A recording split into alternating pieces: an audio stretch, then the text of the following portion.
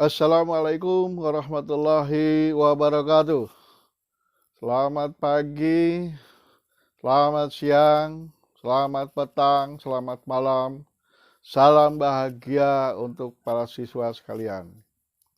Apa kabar para siswa? Mudah-mudahan semuanya dalam keadaan sehat walafiat dan terhindar dari virus COVID-19.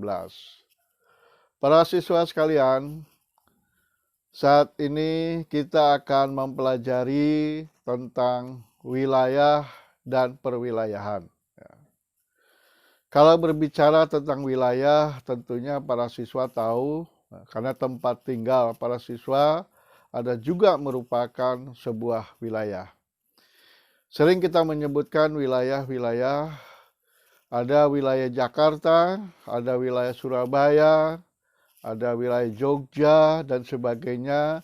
Dan bahkan untuk di wilayah Jakarta, kalau kita perkecil lagi, ada wilayah Jakarta Utara, ada wilayah Jakarta Selatan, ada wilayah Jakarta Timur, ada wilayah Jakarta Barat, dan ada juga wilayah Kepulauan Seribu. Nah, kalau kita lebih sempit lagi, kita lebih kecil lagi, ke tingkat kecamatan, ada wilayah Kecamatan Matraman, ada wilayah Kecamatan Pulau Gadung, ada wilayah Kecamatan Tanjung Priok, ada wilayah Kecamatan Cempaka Putih, dan lain sebagainya. Atau kita tarik lagi yang lebih kecil ke tingkat kelurahan, ya. Ada Kelurahan Utan Kayu Selatan, ada Kelurahan Utan Kayu Utara, ada Kelurahan Pisangan Baru, ya. Ada kelurahan-kelurahan yang lainnya di wilayah Jakarta ini. Nah, itulah yang sebut dengan wilayah. Nah, kali ini kita akan mempelajari itu, dan kita nanti akan bicarakan tentang bagaimana wilayah, pengertian wilayah menurut para ahli. Namun sebelum itu, para siswa sekalian, mengingatkan kembali, barangkali para siswa ada yang belum subscribe, silahkan subscribe, ya. Kemudian tinggal diklik loncengnya, ya, sehingga nanti para siswa sekalian akan menerima notifikasi kalau para siswa memencet atau mengklik loncengnya. Dan apabila video pembelajaran ini bermanfaat untuk para siswa sekalian, silakan para siswa untuk like, ya. Dan bila mana tidak disukai, silakan untuk unlike, ya, jempol ke bawah. Saya tidak keberatan untuk itu. Baiklah para siswa sekalian, mari kita mulai membahas materi tentang wilayah dan perwilayahan ini. Marilah para siswa sekalian, kita lanjutkan pembelajaran kita mengenai wilayah dan perwilayahan.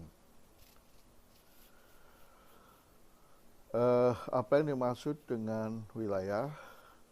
Di sini akan disampaikan definisi wilayah berdasarkan para ahli. Kita mulai dari A.J. Herbertson. Ya. Beliau mengatakan bahwa wilayah itu adalah bagian tertentu dari permukaan bumi yang mempunyai sifat khas tertentu sebagai akibat dari adanya hubungan-hubungan khusus antara kompleks lahan, air, udara, tanaman, binatang, dan manusia. Nah, inilah menurut A.J. Herbertson. Kemudian berikutnya menurut A.J. Wonder, bahwa wilayah itu adalah daerah tertentu yang di dalamnya tercipta homogenitas struktur ekonomi dan sosial sebagai perwujudan kombinasi antara faktor-faktor lingkungan dan demografis. Kemudian menurut R.S. Platt, wilayah itu adalah daerah tertentu yang keberadaannya dikenal berdasarkan homogenitas umum, baik atas dasar karakteristik lahan maupun huniannya. Kemudian menurut Rustadi, wilayah adalah unit geografis dengan batas-batas spesifik tertentu dengan komponen-komponen wilayah tersebut satu sama lain saling berinteraksi secara fungsional. Nah, selanjutnya berdasarkan peraturan pemerintah nomor 26 tahun 2007 yang dikatakan wilayah adalah ruang dengan segenap kesatuan geografis dan aspek yang terkait padanya dengan batas dan sistemnya ditentukan berdasarkan aspek administratif dan aspek fungsional. Demikianlah pengertian wilayah menurut para ahli. Nah, bagaimana konsep wilayah? Konsep wilayah ini dibagi ke dalam beberapa.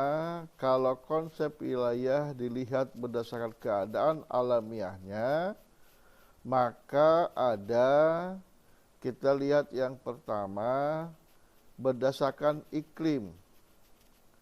Ini terdiri atas wilayah tropis, subtropis, sedang, arid atau gersang, dan kutub.